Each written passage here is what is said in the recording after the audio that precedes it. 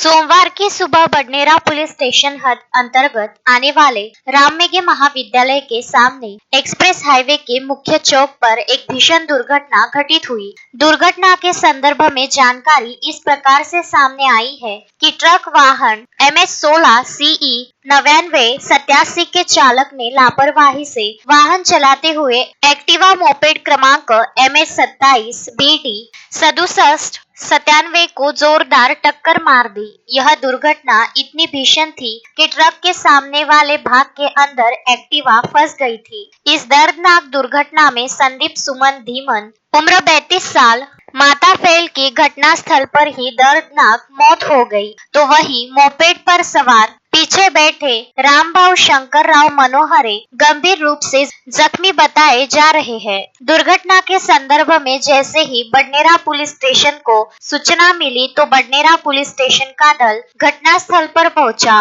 एवं घटना का पंचनामा करने के पश्चात आगे की जांच शुरू कर दी है। इस दुर्घटना में दूसरे जख्मी रामभाव की भी स्थिति चिंताजनक बताई जा रही है। शोएब खान, विदर्भ न्यूज, बडनेरा।